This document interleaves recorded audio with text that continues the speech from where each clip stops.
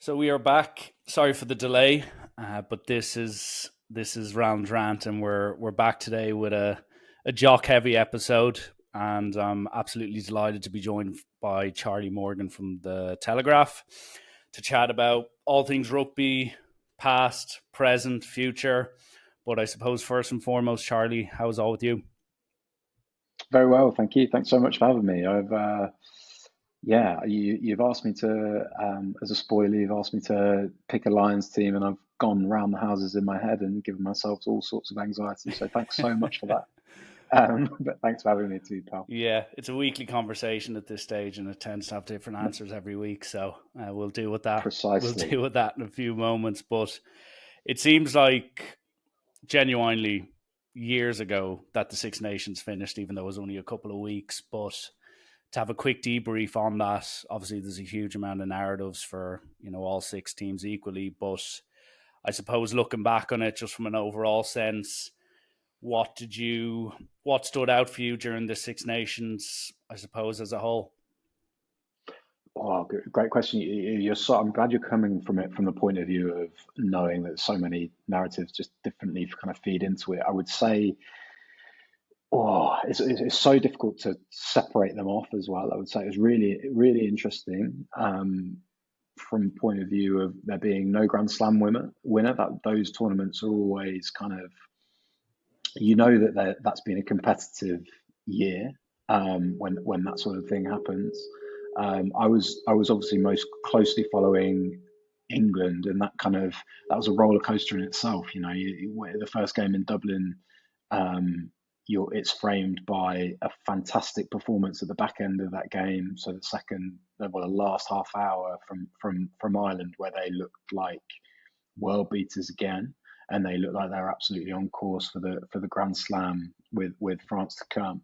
I actually wasn't particularly, I have to say, I wasn't wholly impressed with France until genuinely that uh, middle 20 minutes, maybe middle half hour in Dublin, um, and that kind of probably summed up to me where everybody is. It was kind of like a bitty tournament where sides had their moments, and eventually, it took France to kind of prevail over Scotland, kind of having a strong start to that game at the end. But it took them to come through in the second half of that final game, so the final half of the whole championship, for them to be crowned champions, which kind of sums it up because um, it was this sort of big moving feast of sides getting up on one, and then sort of meeting a side that had their number in different areas, and it was kind of maybe typical of where we are in the World Cup cycle. I guess it wasn't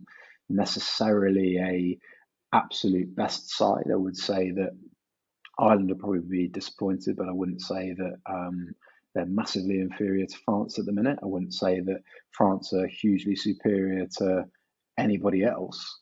Um, and then England were, I guess, were the other side that came on strong, but Scotland nearly had their number again, and that's been a psychological hold that Scotland have over England. So yeah, I've kind of summed that up. That sort of brain mash is such a tricky tournament to get your head around, but really interesting, and kind of, I guess, what we might have expected from a tournament with teams in different sort of stages of development, but nonetheless super interesting.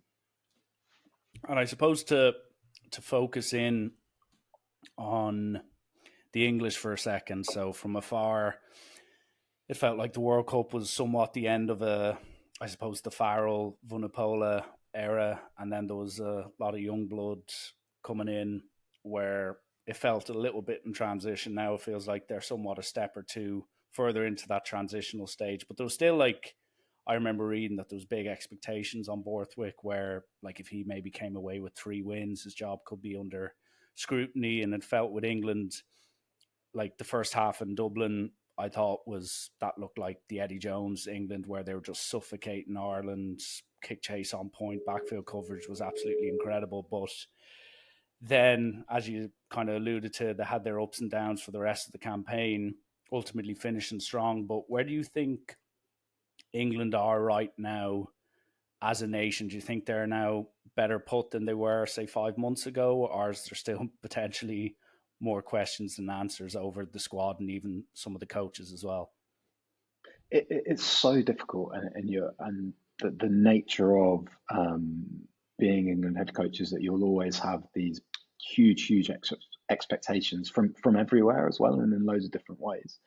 And I think that Steve Borthwick has done a really good job generally of refreshing the squad while spinning these plates. So refreshing the squad while also maintaining a kind of respectable level of performance. And in that I mean that they lost. I think it was before the France game. They'd lost 7 in a row to Rugby Championship and Six Nations opposition, which is pretty disastrous if you put it that way. And they should have beaten Australia at home, but they had New Zealand 3 times in a row, and also in that sequence they actually, I think, probably one of their best performances of the Borthwick era came after that Ireland game where they won, where they played France in Lyon, and they were fantastic. Just couldn't get over the line. It was Ben Earl, no arms tackle right at the end of that game that kind of lost it for them. And they've been close, and that's what I mean about maybe Borthwick deserving a little bit more credit than he's got, because I do think he's refreshed the squad in every position. You can sort of do a cross section, and we're maybe looking. England are probably looking at a kind of little bit of a tricky position at lock. But I would say everywhere else, it's been pretty reasonably refreshed, that squad that he inherited, that Steve Borthwick inherited in 2023. And he's kept that respectable level of performance that I'm talking about. However, you're right in saying that a lot of supporters will still have these question marks over what is the definitive style of play. It's always handy, I think, to finish a Six Nations on an emphatic win, as they did in Wales. However, at the end of the Six Nations, just sides, you see it all the time. Sides can unravel. It's an emotionally, physically draining period of time. And Matt Sherratt, I was at Cardiff. It was in Cardiff, sorry. And the final kind of press conference, Matt Sherratt, the interim head coach of Wales gave was, he was saying, look, it's devastating for the players, but it just felt like one game too far, and it really was for Wales. And England really took advantage of that. And so I guess what I'm saying is you can go overboard at how well England did, but I think you'd be right to say, look, there are question marks here on what is the definitive style of play. There are question marks, I think, over where their lock depth is. However, I think also, as much as they got lucky in those close games against France and Scotland, and they really did get lucky in those games, they were really unlucky in some games in that losing run, which is quite easy to forget as well. So if you take that into account as well, I think they're moving forward pretty admirable rate. The other kind of area of context you've got to work with is the fact that the pathway system just really hasn't been in order, I don't think, till the last couple of years. So they've addressed that as well. Overall, I think the kind of what I took away from it is, and then notwithstanding, so I did a behind the scenes piece with the under 20 side when they were going for a Grand Slam in Cardiff, and they just weren't good enough. Like Wales under 20s were absolute deserved winners in that last game. So notwithstanding that as well, to balance it all out, I would say that it just feels like a union that has got its shit together, and that is kind of it's been a long time coming, I guess, but it does feel like they're moving in the right direction. There's a coherence about the strategy. There's a coherence about the players they're bringing through, and that's kind of hopeful for us. I should be hopeful for supporters, certainly. Yeah, I would somewhat agree with you, especially like the pathway. I think Conor O'Shea has done a lot of work behind the scenes, along with a few other heads who have definitely, I suppose, improved that. I've been reading for the last week, especially with, probably chat about a bit later, Saracens bringing the bin juice over to Toulon due to helping out their players and giving people much needed rest. But it does seem the alignment from top to bottom, and as you'd know, and a lot of maybe Irish fans wouldn't be aware of, there's a constant battle similar to France where English clubs against RFU, there's that balancing act that always needs to be played, which is often a lot tougher because with the IRFU, we're very, very fortunate to have complete alignment with the four provinces. And I suppose it'd be naive and it'd be somewhat ignorant if I didn't talk a little bit about Ireland, myself, and get your take on it. Looking across the way, but I suppose the big narrative for Ireland was like there was a big piece on like Andy Farrell obviously not being involved because he's obviously included in the Lions plans for the next half year. But I suppose like now with a few weeks gone and the dramatic headlines aren't being written every second day in the Irish Times, I suppose some of the big things that I took anyway was like reading from a statistical point of view, where like you look at Ireland over the last pretty much from the Joe Schmidt era, but even the best version of Andy Farrell's teams, like you always had I suppose, metrics around like our scrum has always been it's never been that destructive, but it's been very, very solid. Or like if you look at the Six Nations this year, I think Ireland were bottom in like scrum success. They were bottom of tackles made percentages, goal kicking, I think was 65, 66%. And then they tied second worst line out as well. Where if you say rewind 12 months, what did we top? We the most points scored, the most passes made, the most meters made, line breaks, with the quickest ruck speed in the competition, the best line out, and the best scrum. So it seems like it's nearly done a complete 360 on its head, where I now, as a fan, and even knowing some of the guys involved, I'm not sure whether I look at, is it a coaching issue? Did we miss Andy Farrell that much? Is it the transition from new 10 combinations? Is it some of the old guard finally moving on and we just haven't replaced them with ready-made replacements? There's a lot of, I know I said with England, is there more questions than answers, but like for the first time probably in a decade with Ireland, especially you look at our Irish 20s, they had one of their worst showings in the Six Nations in, about a decade.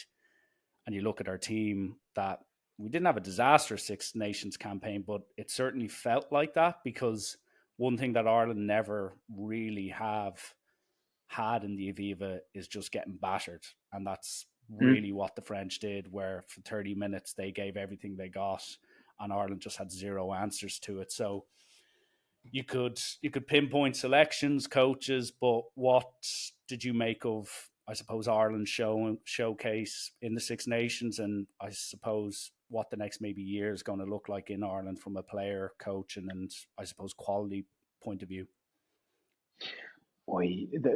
As you mentioned there, it's the moving parts, and actually with Test rugby, it's kind of such a boring, unsatisfying answer to hear, but so often the margins are so small that when you're mentioning loads of things there, so a new fly half, being a little bit off in key areas like breakdown scrum, actually they can make a huge difference, and they can make you sort of view a tournament as a whole different way. So I can frame it through how I maybe watched it myself. And I was there in the England game going, oh, well, England have got to this new 10. They got to the breakdown. They didn't. Actually, there was a one game where England weren't particularly dominant in the scrum. Ireland got a few decisions of the scrum. Finlay Bealham was favoured by Ben O'Keefe, I think it was, refereeing that game against Ellis Genge. And I thought, you know what, Ireland are going to win this Grand Slam easy. And it's just how those things can change over a course of five Test matches. They really do. And whereas I said at the beginning that Wales sort of fell away in that game against England, I thought Italy maybe roused themselves to a higher level of performance against a tired, sort of potentially deflated Ireland side. And then you get this kind of, you come out at the end of this kind of wild tournament with a kind of view that maybe Ireland were a bit underwhelming. And then you couple it with maybe the aging squad, and you think, geez, like, are there big problems here? And then obviously the under 20, I think it was Wooden Spoon that they got, and you think, are there big problems here? I would say, like, you zero in on it. When I think about how Sam Prendergast went, I was really impressed with moments in games. So away in Wales really stood up. They kept him on for 80 minutes, I think, and he ploughed through the tricky bits of the game. That will only benefit him. He will be, I have no doubt, a fantastic Test player, having seen him in I was watching Leinster versus Bristol. I know it's kind of it's really difficult kind of judging players by how well they go for Leinster in Champions Cup games. Sometimes when they're just vastly superior, but just looks like a special player. He will very much be a player who can steer Test matches. That's a really good box that they've ticked in this Six Nations for as far as their future. I did see a forgive me, I haven't got it up in front of me, or I haven't looked at it for since the Six Nations. But I think since the start of Steve Borthwick starting, I think Ireland have only given out 9 or 10 Test debuts, where other sides are sort of 14, 15. When you think of the age profile of that Ireland side, and you do wonder whether they need a bit more regeneration in that area. The other thing I wonder about is whether their super strength, which has been their phase play, and the intricacy of that, and how they've broken down sides, whether that is losing a little bit of its mystique and a little bit of its accuracy, or not necessarily its accuracy, but when it has lost its accuracy, what's their other way of breaking down sides? What's their other way of overwhelming teams and winning it? And a big kind of a big example of that, I think, was before the Six Nations, the Argentina game in the autumn, where Argentina's defence just really let everything play out in front of them and were very kind of selective with the decisions they made in defence. And actually, that looked they looked relatively comfortable and like surprisingly comfortable against Ireland. I thought that bled into the Six Nations a little bit. It's very interesting, but you're right in saying there's so many moving parts to this, and one sort of maybe it's a 1%, 2% sort of factor not having Andy Farrell to kind of be the figurehead of it. Maybe that's another thing that damages a little bit. Maybe having a once in a generation player like Tadhg Furlong not fit for a whole of a campaign. Maybe that's another thing. It's difficult. The test matches are tight. Even at the top, the very top sides will slip down when that little bit of something is missing. And even in that France game, it ended up being a blowout, or ended up being a kind of heavy scoreline. But actually, if you look at that, it's a couple of aerial battles that go wrong. It's a couple of kind of 5-minute periods that France get a breakdown decision here and there. These test matches are so tight. It is going to Ireland, I think, are going to have to regenerate in certain positions. They are maybe going to have to just be sharper in certain bits of their phase play. But it's kind of test match rugby is ripe for overreactions, I feel, because there's so few of them, and there's so you're not judging a side over the course of a 30-game season. You're judging them over pockets of 5 games here and there. And as I say, I started that campaign thinking until maybe. So it was as I say, super impressed by that. Super impressed, not necessarily by the whole game against England, but by that kind of 40 to 70 sort of period where Ireland pulled away with their bench coming on. When everybody's fit, I think maybe the other thing with Ireland is that they really have to have that gun 25, 30 players fit. So that maybe lends itself to a World Cup campaign. But having everybody fit, I think, is now more important. So how that depth gets broadened and how they bring through new players, I think, is now really, really important. Just because maybe with a few injuries, maybe with the tiredness over the course of a Six Nations campaign, that did look a bit tired.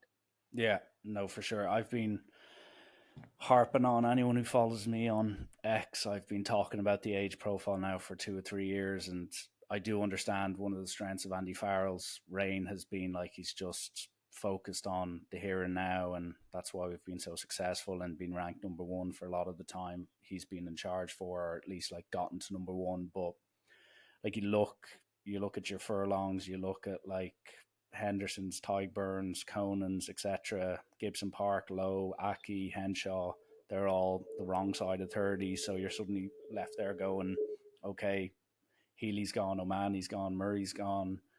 And in some of the places, like I think like Craig Casey's more than ready to be second choice there. But in some of the positions, like at lock and especially I suppose front five depths, bar obviously two were stacked there, you'd have some serious questions. So hopefully, I'm hoping one of the positives from this negative, which was the Six Nations, is that they suddenly look and go, okay, a Jack Boyle now needs to play a lot more test level.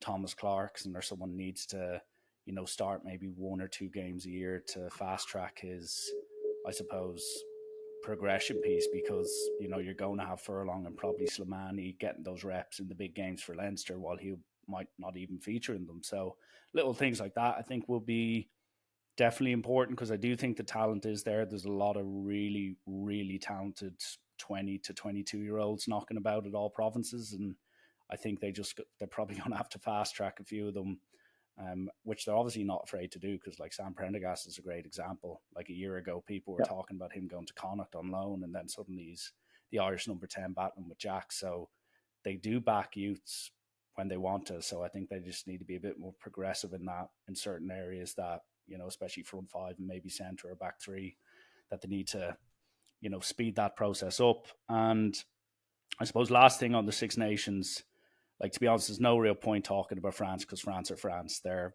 going to be strong come World Cup, when Dupont's hopefully back from that ACL injury. They'll have depth, they'll have flair. But I suppose the biggest narrative out of the Six Nations, for all the wrong reasons, probably was Wales, where Gatland, who I've an insane amount of respect for what he's done at international level, and also with the Lions, his time kind of came to an end with Wales, and they obviously brought in the interim coach, and now there's chats about director of rugby's and head coaches and stuff like that. And to be fair to Wales, I think, albeit they didn't, win that game, or I think that performance against Ireland in front of their own fans, I could be completely wrong by this. This is just a subjective opinion I'm making, but it felt like that was like, okay, we're not as bad as we look. The passion's still there. The fans still care a lot. And there's a young squad there that, if they get the right direction, if the pathways and club, like kind of the provinces, are sorted out, there could be a good rebuild on there. But I suppose from your point of view, looking at Wales, like, do you think this appointment of Dia Warren head coach could be the most important decision they've made in 10, 20 years? Hugely. Yeah, no, you're bang on. Those are two infrastructural decisions that will make a huge impact on the way they play, the way they produce players, how good those players are that are coming through, what the specific pathways are, what maybe is a second tier behind the regional sides, what that looks like, how well that's supported financially. It's all so important. And I'm partial to it. My dad's a big Wales fan. He'd be super proud of that, and I think I've said that on here before. So there's nothing better than that kind of, and nothing better than that side of the kind of UK being strong, not least because it drives kind of England, Ireland, Scotland. It drives those guys to different levels too. It's traditionally provided such a strong segment of the um, Lions squads and coaching teams as well, which is really important. I have to say one thing that I was really heartened by. Um, I say heartened by. At the time, I was kind of I was broken by it, because I'd been in with England under 20s the whole week, and I was hoping to kind of do a kind of a inside the story of a Grand Slam kind of the Grand Slam the week, sorry, and Wales just spoiled the party. But actually being at that Arms Park for that game was fantastic. Not only were they kind of super clever, super dogged, they had a bit of X factor there too. Um, it was the way the side got behind, the way kind of, I think I might be wrong here, but I think it was 11,000 or so inside the Arms Park really got behind that side, and the atmosphere was fantastic. Just goes to show that it's going to need success, at least in big pockets of games, or at least dogged performances like the ones you're talking about against Ireland, to rally the supporter base behind the team. So when these kind of, hopefully when these appointments get made and when these structures get in place as far as, pathways and coaching teams and producing players and then selecting teams for Test rugby, they're going to have to play in a way that excites and engages a supporter base that's probably become quite tired. So there's a lot of stuff to get right. But having seen that under 20s kind of performance, it's definitely something that gives me hope for sure. Mm. And I suppose lastly, the Scots, from a quick look at Twitter, or even I was actually on a stag over for the Edinburgh game between Ireland and Scotland, and I know there's the big collision between, I think it was Finn Russell and Graham the winger, which completely sucked the life out of the stadium. But chatting to a few of the fans after, they're just like, it's just the same old shit, different year. They're still that Spursy type team where you can see them beating the top tier team once, maybe twice a year, but then equally they're going to lose a game they should never lose, or they won't show up for a big game and just be very underwhelming. Like, I know there was injuries in that game, but that Irish game, it felt like Ireland were in fourth gear for most of the game and just never looked like they were ever going to lose it. So with Scotland, is it still rinse and repeat type thing? Is it they need to rejuvenate the squad? I know Townsend, it's very divided on him. Some people love him, some people wish he would go, being bluntly honest. Mm. Like, where do you think Scotland are at? Oh, so this is the kind of point that I was talking about it's almost like the styles make fights thing, where you go. I've been watching Scotland teams play against England sides for the last, so I think it was since they won in 2018, they'd won 5 of 7 or something like that, and like not just like come out the right side of tight games like England did this time. It was just like they'd systematically just been, the pack had been more dogged, more intelligent. Finn Russell had not just produced moments of magic. He'd systematically worked out the backfield, teased England's defence around, won the territorial battle, and then Scotland had been patient enough to defend for long periods and play off turnover balls. So they'd looked, to me, like a really proper Test team, and this was a kind of, now by this point, a really big sample size. And then you speak to guys like, like yourself, like other people I know who are watching Ireland a lot, and going, well, every time Ireland play them, they really crumble in those areas too, and Ireland just match up against them really well and end up overwhelming them. And that's sort of one strand of what I'm talking about when I talk about Ireland, is that these margins are so small in Test matches, but also that the kind of the way these sides match up against each other can sometimes totally change your opinion of how good or not another side is. So what I'm saying there is, I always, having watched at close quarters a lot of really strong, I thought, Scotland performances against England, I've always been really surprised at watching them sort of really disintegrate against Ireland. So there's something there. Maybe it's some of it psychological.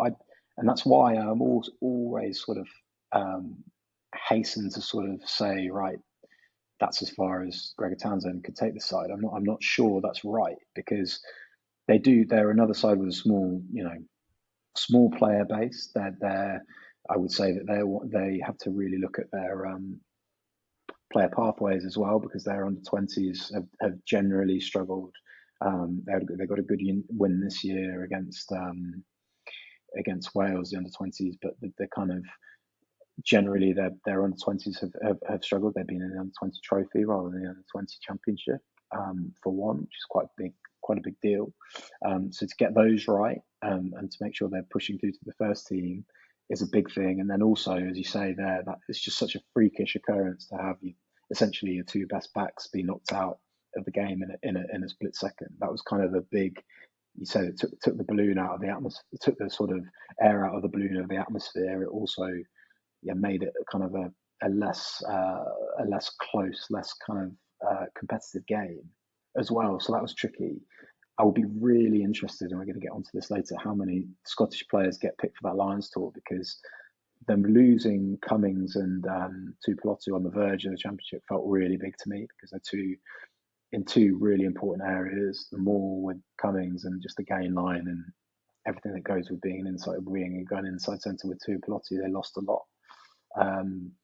So yeah, I'm always it was same old ultimately for Scotland is what I'm saying, but it felt like there was a lot of extenuating circumstances. I know that their supporters are bored of those extenuating circumstances, but just having seen them close up for a few years now, and really respecting how they've gone about things, I think I think there's a lot of hope there.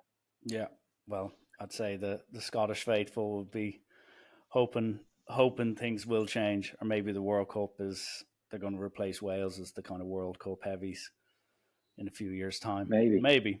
And yeah, so for the Italian and French fans, I'm sorry that we can't dig deep into them, but I am cautious of time and content we do need to swim through. But I suppose everywhere I look in the papers this morning, well, especially from an Irish fan point of view, the Champions Cup is obviously a huge focus this week for obvious reasons.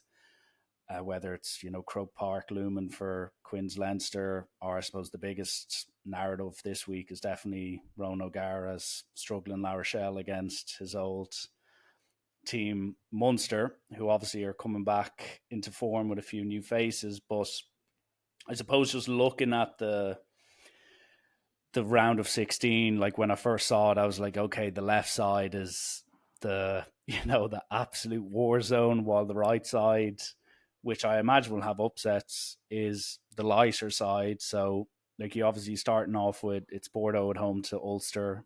You've started La Rochelle against Munster, Toulon at home to Saracens B teams, apparently.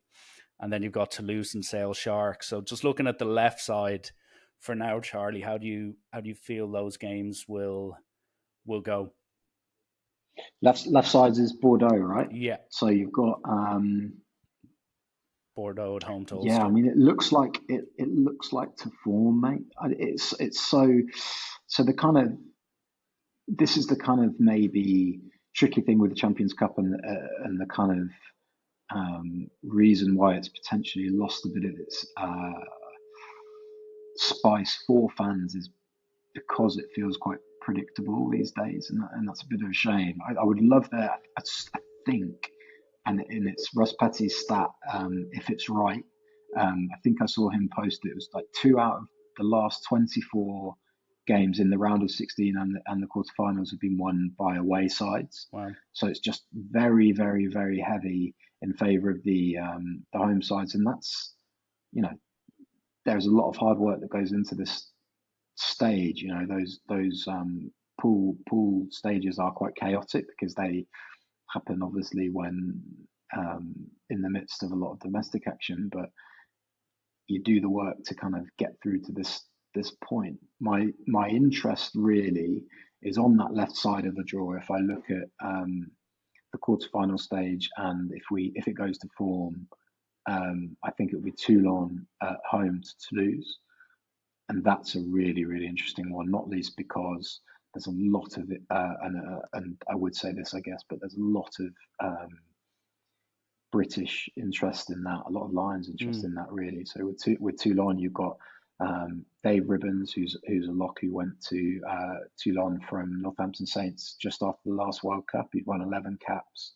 I've actually interviewed him this week, but he's captain of Toulon. Has become captain after just a year. Really interesting player, 130 kilos, which is reasonably rare. And the Lions are going to probably need that if Will Skelton's powering that Wallabies maul. But Saracens going there sort of at they're going to be resting. I think it's Jamie George, Maro Itoje, Tom Willis, Bennell, and Elliot Daly. So they're going to Toulon, resting those guys. When you think about how much thinner the Premiership squads now are, sort of with a 10-team league and with the salary cap kind of constraints that have happened over the last few years. I know it's gone up this season, but with COVID and with the 10-team league, they're just teams have cut their cloth. So There's less depth there, so that's going to be an absolute miracle if that happens. I'd be very, very surprised if we see Saracens in the quarterfinals. Maybe Sale, having kind of bigged up Toulouse, maybe Sale are the one big hope of a kind of an away win in this competition. Although Benetton away at Castron on the right hand side is quite interesting as well. And actually, to be fair, Leicester Tigers will fancy that trip to Glasgow too. But I would say otherwise, and Munster, Munster going to La Rochelle with that. You get these, you can sort of pass them off as quite trivial kind of subplots, but actually Munster going to play against Ronan O'Gara's side is a really interesting thing, and a really kind of, you can imagine Jack Crowley with the situation he's in, battling to kind of be Ireland's Premier number 10 with that big fat juicy Leicester Tigers offer on the table. I'm sure he'd absolutely love to steer Munster to a win there. So there are a few intriguing games. I have to say, what are you looking at? You kind of most likely away wins. You're probably going Munster, Sale, Leicester, and Benetton. So it's kind of. I would say I would be very surprised. Put it this way, I'd be very surprised if there's more than one Premiership side in the quarterfinal beyond the Saints. But Saints are the ones that, notwithstanding some, they've put up a very rickety Premiership title defence. That's basically at its end. They've one more loss and they're probably gone from that. So maybe that frees them up, but they have lost a lot. They have lost a lot of forward power there. Courtney Laws, Alex Moon, Lewis Ludden, Paul Hill. They've lost a lot of depth to that forward pack. So, but having said that, I still would expect them, I think, to get through to a semi and be the Premiership's kind of sole representation there. But I do think, and as I say, this is kind of the reason that people are sort of losing maybe a little bit of kind of luster for the Champions Cup. I would be surprised also if it's not, if one semi-final isn't Bordeaux Toulouse and the other semi-final isn't Leinster Saints, and then we've got another we've got the same final again. Yeah, potentially. Yeah, it's annoying when it's the Premier competition and you have, like, for the last decade or so, Saracens, Toulouse and Leinster have been the main three teams really, and obviously Toulouse and Leinster heavily tipped to do it. I know, as you said, Saracens aren't as strong as they once were, but I know there's pressure for them to rest the likes of Marrow and whatnot, but it's just not a good look for any Premier competition where, they're being realistic and saying, okay, we're going to rest these guys for a game we're probably not going to win, just due to the format, and then also focusing more on the Premiership. But it's partially the nature of the beast when you have that many games, and it's not a quarterfinal, it's a last 16. And as all you have to do from a Saracens perspective, it's like, okay, well, even if we beat Toulon, we're going to be away to Toulouse, so it's not much of a reward. Well, that's what as I understand, that's kind of what it's not necessarily just Toulon away. It's what they'd look at. So they, as you say, they would be going, if they did get through to there, they would be Toulouse away because of the seeding, and then they would be probably Bordeaux away after that. So it's kind of, that's the kind of the chain that they're looking at. It isn't their fault that they are beholden to these resting rules. So the rules are that I think I'm right in saying that if you played 4 Six Nations games, one of those players need to be rested, and those players that I mentioned there all played in at least four Six Nations games, whether they came off the bench or started. So the other kind of the additional. So sorry, you have to rest them in one of the next 3 weeks, and the complication is that Saracens actually had Quins at home, the first game after the Six Nations. They wanted to play all of those games. It was a big game for them at Tottenham Hotspur Stadium, so a very kind of important occasion as far as marketing themselves and marketing the league. They actually lost that game, so they then had to go to Leicester, and because they've been sort of teetering actually on the cusp of the playoff kind of area, they really had to win that next game at Welford Road, so they basically went full noise again. or as full a noise as they possibly could have done at Welfare Road. They won that, but then I don't know if listeners would have just sort of watched that game, watched towards the end of the game. Maro Itoje just running on fumes, like genuinely running on fumes. Phenomenal again, but running on fumes, and you just thought, yeah, please rest him. Yeah. Please rest him now, So it's just one of those things. It feels like and I keep looking like a complete idiot because I keep backing Bath. Bath are the side that have the depth and quality of squad in the Premiership at the minute. They're the side that you would think would be able to compete on both fronts, and they lost their first game at home to La Rochelle and then rotated away to Benetton, and also I think I'm right in saying they lost that as well. So they got 2 bonus points, but they were kind of really battling from there. And couldn't quite get through. But they would be the one Premiership side at the minute that really could do something in Europe, and they've fallen short a couple of times. So maybe next season they're the side that maybe mixes it, but until then, bit of a battle, I would say. Yeah. Long live the English decay in Europe, says every Irish fan. And so lastly, again, Lines is top of mind, hot topic, especially. Yeah. Like I know you're mentioning Maro, that's something probably to talk about, Ori captaincy, but I suppose starting off with the coach's announcement, that obviously was, the last week or so worth of reporting and conversations around, the Irish heavy, and I suppose Dalziel and Wigglesworth being added as well as forwards. And with Wigglesworth, it seems somewhat unclear because Goodman's obviously there as well. But what did you make?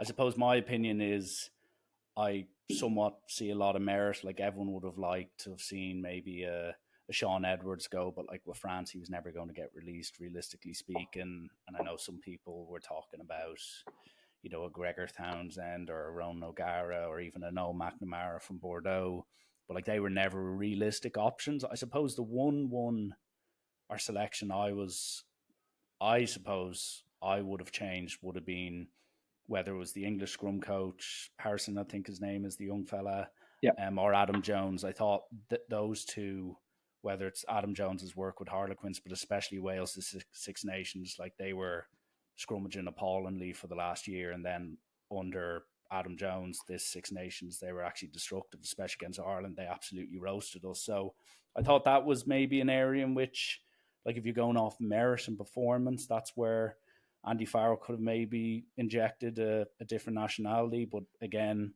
John Fogarty's been coaching for ages now with Leinster in Ireland, so I understand that completely. But what did you make of the coach's selection? Yeah, very, very similar to you. I kind of, the more I thought about it, the more I kind of, it's Andy Farrell's prerogative, right? Like he needs a lot of familiarity in that team to sort of hit the ground running. And he's a super gregarious, charismatic guy, but he will also want people that he really trusts. So Richard Wigglesworth, although eyebrows quite rightly maybe would have been raised at picking the English scrum coach, when it's been a lot of time it's been very functional with England, a lot of kick pressure to sort of eke out opportunities. I think that would be fair to say. But if you look at their games, the last 2 Six Nations, the games between England, Ireland, and France, it's 2 wins each over the last 2 Six Nations, and the tries tally is really close.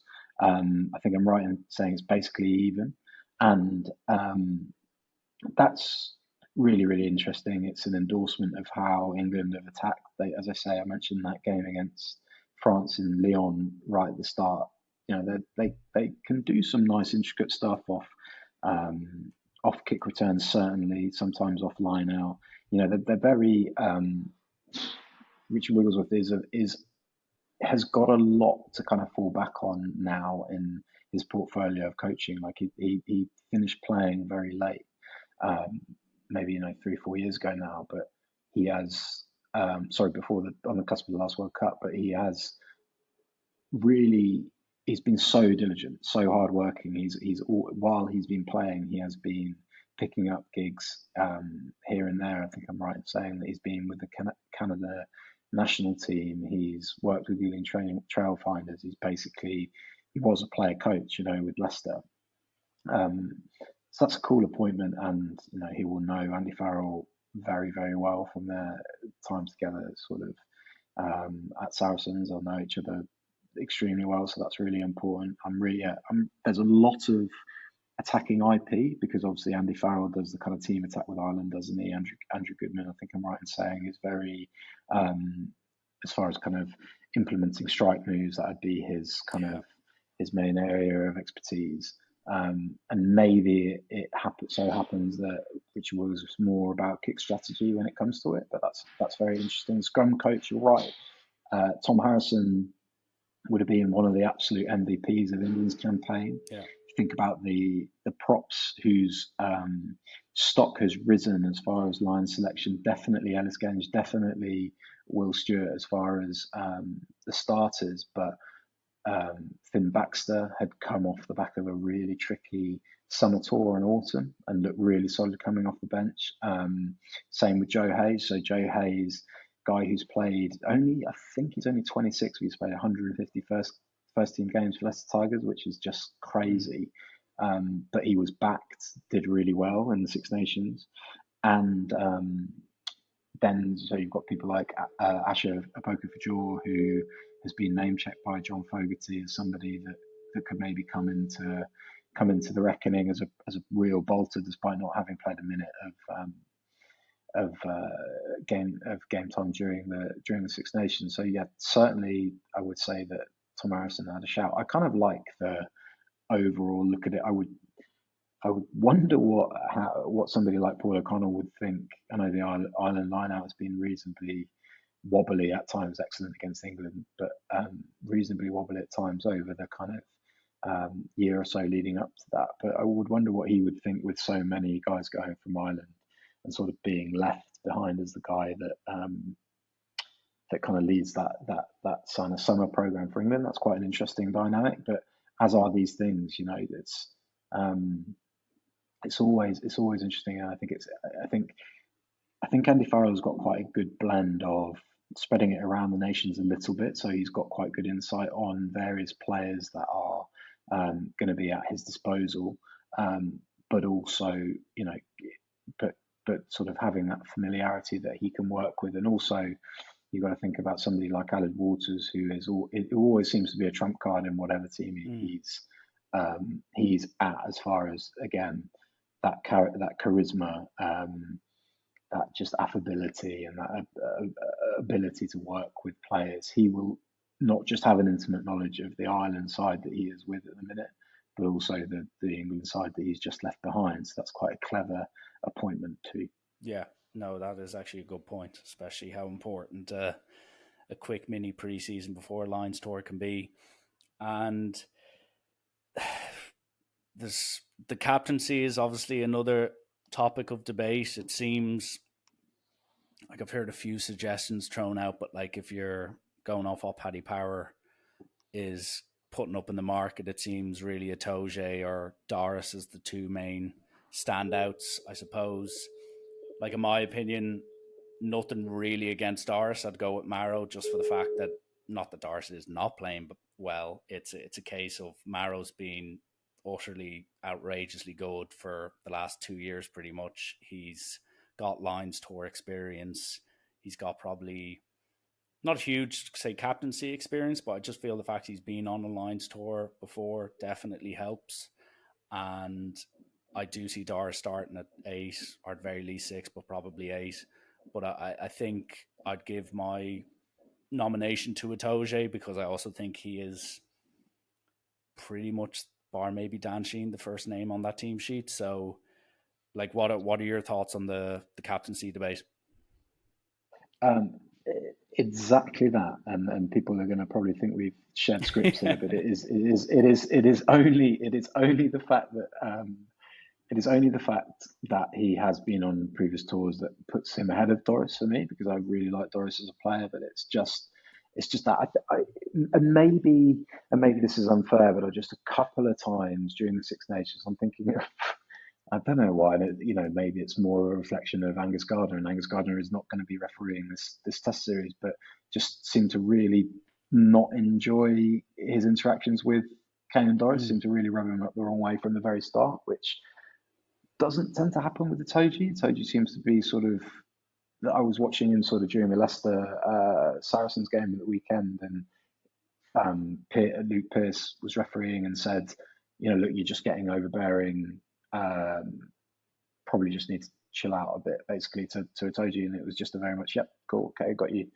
And they moved on from there. So although he's not been, you're right in saying he hasn't been doing it officially for a long time, he was sort of earmarked as an England and Saracens captain for decades and decades, and that just didn't really happen. Partly maybe because of Eddie Jones just didn't really fancy choosing the obvious, going down the obvious road. But it didn't happen for whatever reason. He's had to bide his time, but what he's done during that time is just become a very, very solid and kind of intuitive leader, I think. So I'd have him. We're going to do our teams, I think, now, but Doris would definitely be in my starting side. And I don't think there's any harm whatsoever in just having that, such a cringe kind of word, a cringe phrase, isn't it? But that leadership density throughout the pack. But it is very noticeable that some of those excellent Ireland players would be going on a Lions tour for that first time.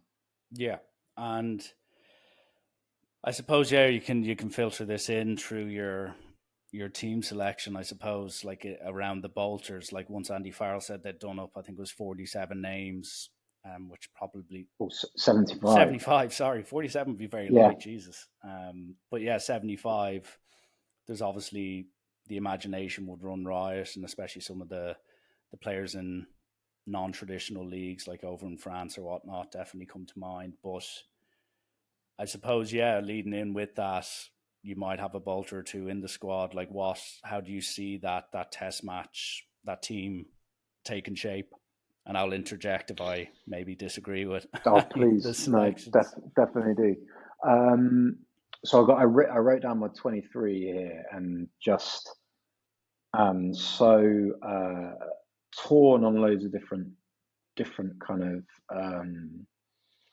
selections, just because I know that we'll get to the weekend and Hugo Keenan, spoiler, Hugo Keenan might have a blinder, and I want him in ahead of who I've got in. But so I've gone fullback Blair Kinghorn, 14 Tommy Freeman, 13 Hugh Jones. 12's interesting because I've still got Tuipulotu, just because I think I've got Bundy Aki, as I've got Keenan slash at 15, I've got Bundy Aki as a slash at 12. It says to me that nobody really grabbed it at 12. And as much as Aki was fantastic against fantastic against England, fantastic off the bench after that red card to Gary Ringrose against Wales, didn't necessarily grab it as much as and maybe, and this is it, maybe it's partly you'll realize how tortured I am when I'm going through this, and how much I'm in my own head. You say a name and then you say four others.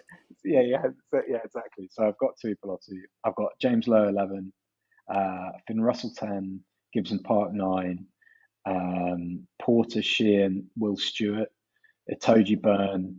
I've got both Currys 6 and 7, and then I've got Doris at 8. Kelleher, my bench is Kelleher, Genge, Fagerson, McCarthy,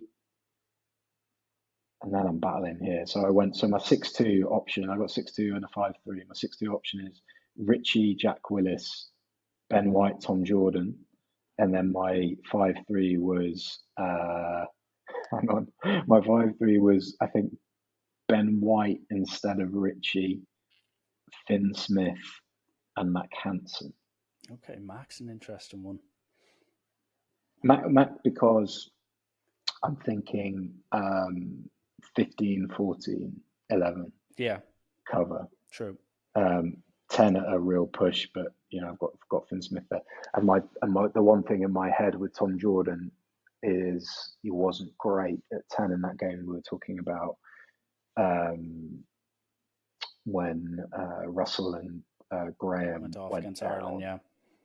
yeah. But I'm now realizing that I didn't even think about Graham for this team when I probably should have done. So Yeah. hey, I will. It always, whenever you're picking it, it's always just kind of reinforces how tricky it is to do. Um, I think they'll have a very strong side. I think they will be able to lean. They will be able to lean very heavily on Scottish and Irish cohesion, and it's just how much. So like almost like that. Is it exit velocity when you're talking about exam Yeah. results? It's whether with England really have that exit velocity with the Six Nations, and maybe that sale. I'm going to be at I'm going to be at Toulon Saracens, like David Brent with his emu, and then I'm going to be with Sale Toulouse potentially for a more competitive game, um, where maybe the Curry brothers kind of upset things. So that's going to be really interesting, and if they go well, might be a bit different. Yeah. I'd say on your team, the only debate I'd put forward to that, and I've been very strong in this, is I can't see a Lions tour without Owen Farrell getting into the squad. That's my big. I'm dying on that hill. I don't know whether it's through injuries or he's there as a third choice for experience, but then finds himself in the squad the longer the tour goes on. Also, his flexibility at 10-12 on the bench is quite useful, and his experience, obviously, because the 10s haven't really. I think Finn Russell is the best 10, but he had his ups and downs equally. And I think one thing I say to a lot of people is I don't think people realize, like, when you think of Australia, you think of some of their powerful, explosive forwards, but also I think Joe Smith, especially in this big event, Joe Smith's DNA is ruck ball, and that's why I see like the Currys coming into it. But then equally, I see set piece being absolutely be all end all in relation to him getting points in these tests. So,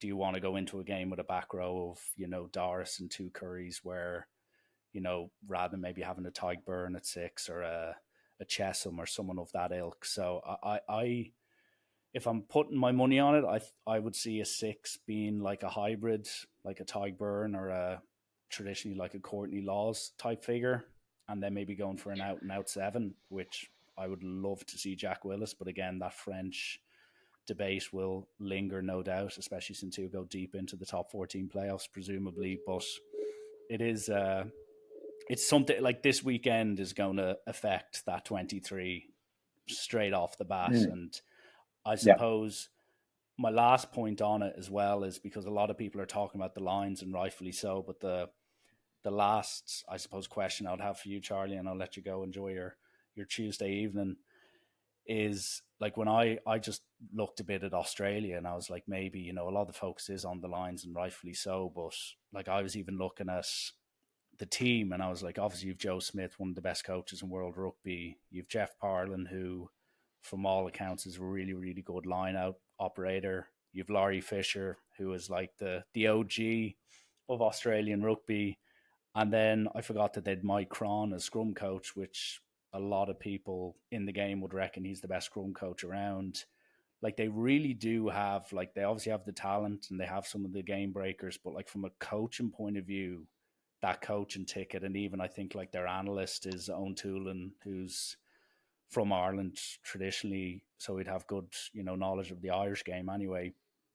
Like they have a like nearly the perfect setup and perfect bunch of coaches to go and maybe do the unthinkable, which is actually beat the Lions on their home soil. Oh, no doubt. I'm really excited to watch them. How they go. They got close to Ireland, didn't they? And before that, they turned over England in the autumn. Scotland were the side that pulled away and won most convincingly. They are, and what's really interesting for us as kind of as punters watching it is that there's such definitive traits about Joe Schmidt side. They're going to be super accurate, violent, around the breakdown. They're going to have intricate and really clever strike moves Yeah. that have identified opposition weaknesses and really go after them. They're probably going to be very smart in the air. Joseph Suaalii, he was a freak at those restarts against Yeah. England, but genuinely laughably good. Um, And actually, it makes me cringe every time I think about it. I was watching him warm up, and it was I think I'm right in thinking it was Aussie's. It was his debut certainly, but it might have been Aussie's first or second autumn game. So I hadn't seen a lot of Oz for a while, and I was watching him during the warm up, and it looked quite ungainly. And I remember texting sort of somebody being like, watching a player carrying Joseph Sully during this warm up, and geez, England need to kind of go after him. And England started really well, and this guy just grew into the game, was phenomenal. Like if you think about Falau's impact during the 2013 Lions tour, he's and it's boring to kind of compare those two. They've had a lot of people draw comparisons between those two, but it could be that, whether he's just a little bit of a curveball where not many Union players have seen a kind of athlete like him.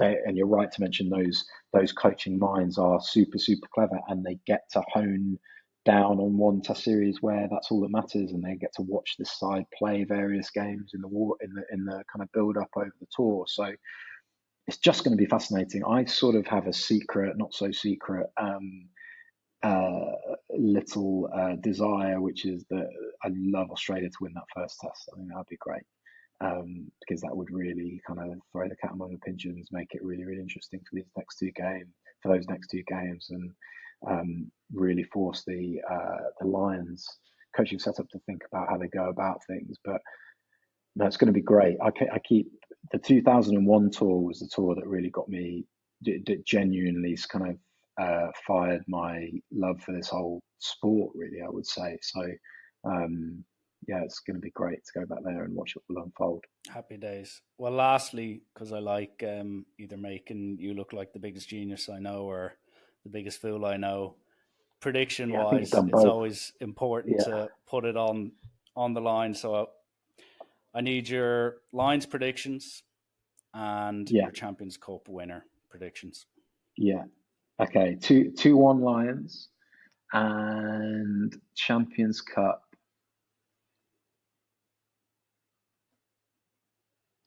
It's whether Toulouse have enough without Dupont.